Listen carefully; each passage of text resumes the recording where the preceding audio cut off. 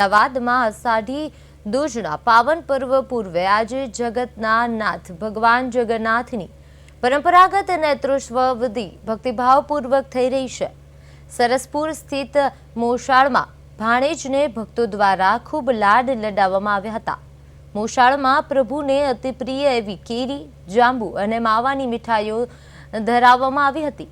માન્યતા અનુસાર આ અતિશય મીઠાઈઓ આરોગવાના કારણે ભગવાનની આંખો આવી જતા તેમના નયનો પર ભક્તિભાવપૂર્વક પાટા બાંધવામાં આવ્યા છે।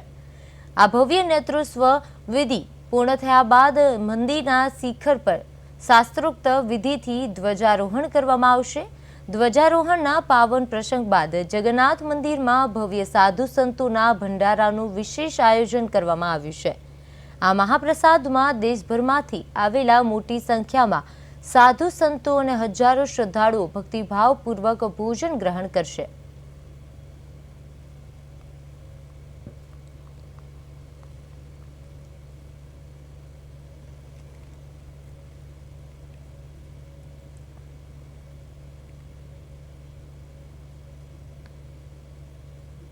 અમદાવાદમાં 16 જુલાઈના રોજ ભગવાન જગન્નાથજીની 149મી ભવ્ય રથયાત્રા યોજાવા જઈ રહી છે।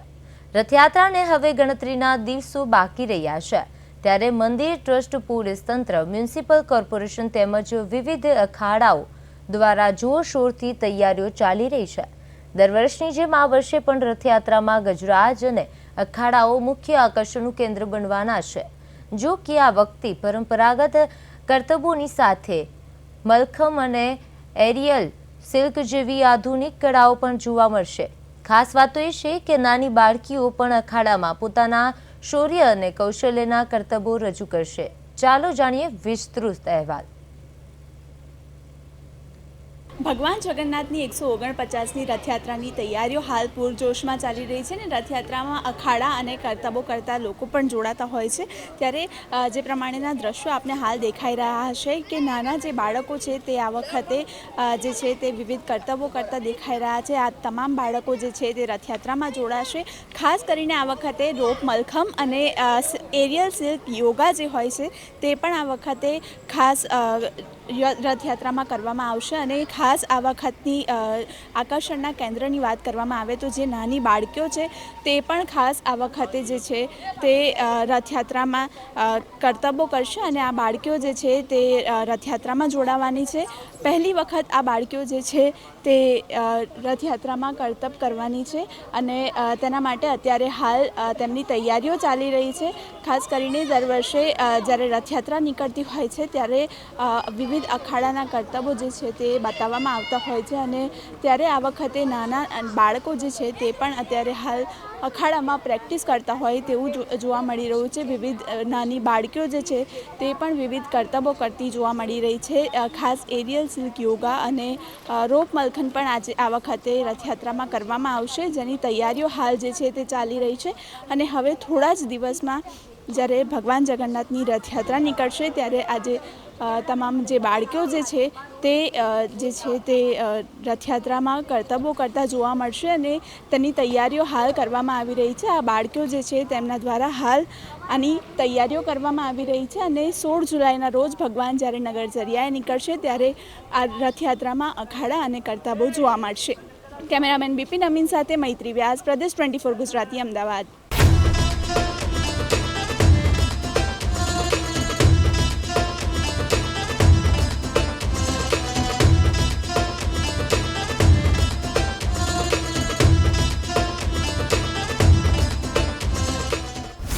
16 જુલાઈ નીકળશે ભગવાન જગન્નાથની 150મી રથયાત્રા।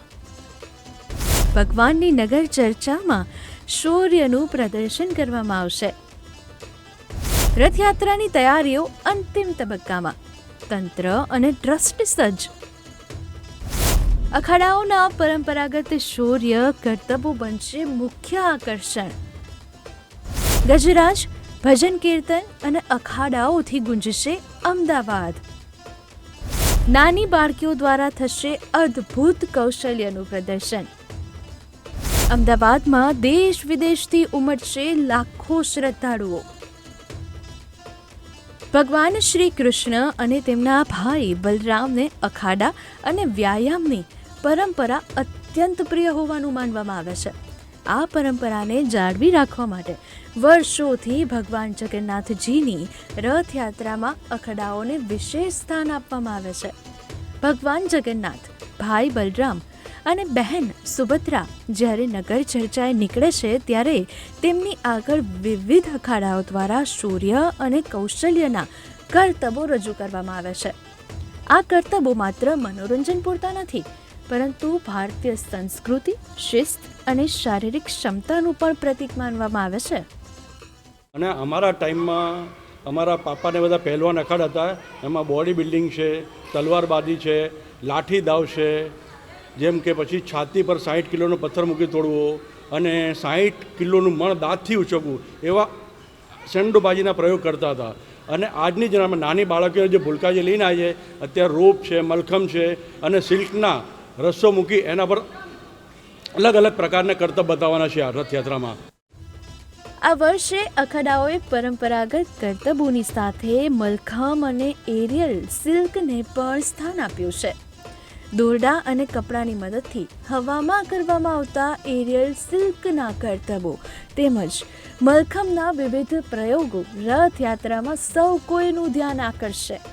ખાસ કરીને નાની બાળકીઓ પણ આ વખતે આત્મવિશ્વાસ અને સાહસ સાથે પોતાના કરતબો રજૂ કરશે. આ દ્રશ્ય રથયાત્રાનું વિશેષ આકર્ષણ બનાવી શકતા છે. હાલમાં આ તમામ બાળકીઓ અને કલાકારો દ્વારા રોજ સવારે અને સાંજે 2-2 કલાક સુધી સતત પ્રેક્ટિસ કરવામાં આવી રહી છે.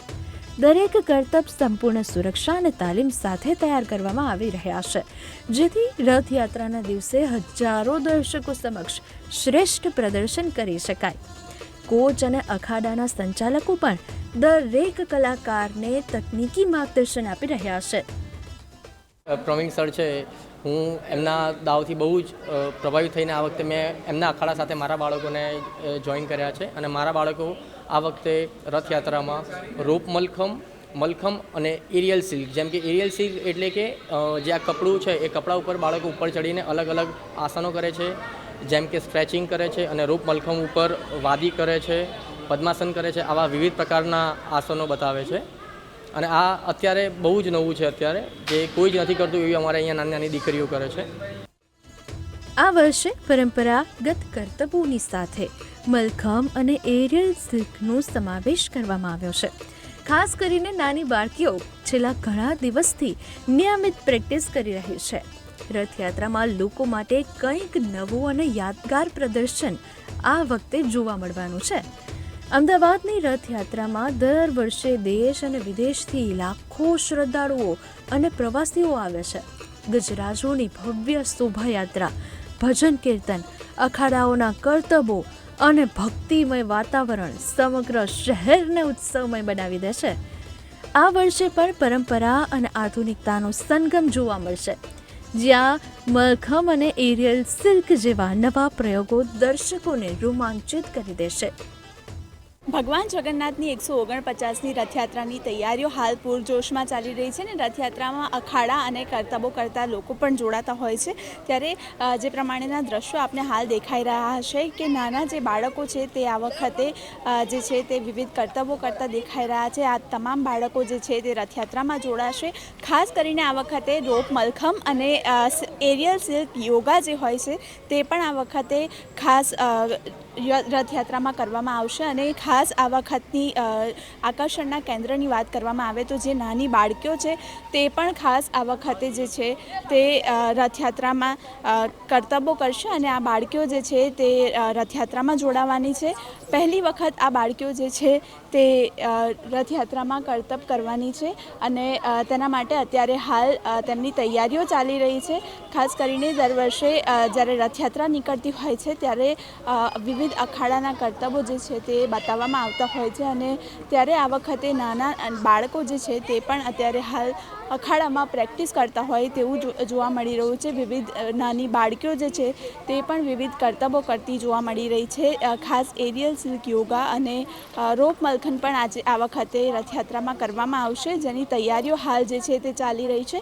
અને હવે થોડા જ દિવસમાં જ્યારે ભગવાન જગન્નાથની રથયાત્રા નીકળશે ત્યારે આજે તમામ જે બાળકીઓ જે છે તે રથયાત્રામાં કરતબો કરતા જોવા મળશે અને તેની તૈયારીઓ હાલ કરવામાં આવી રહી છે. આ બાળકીઓ જે છે તેમના દ્વારા હાલ આની તૈયારીઓ કરવામાં આવી રહી છે અને 16 જુલાઈના રોજ ભગવાન જ્યારે નગરચર્યાએ નીકળશે ત્યારે આ રથયાત્રામાં અખાડા અને કરતબો જોવા મળશે.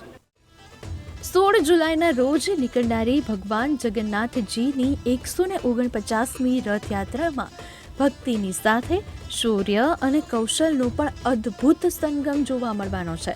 પરંપરાગત અખાડાઓના કરતબો વચ્ચે મલખમ અને એરિયલ સિલ્કનું આકર્ષક પ્રદર્શન તેમજ નાની બાળકીઓનો ઉત્સાહ આ વર્ષની રથયાત્રાને વધુ યાદગાર બનાવશે.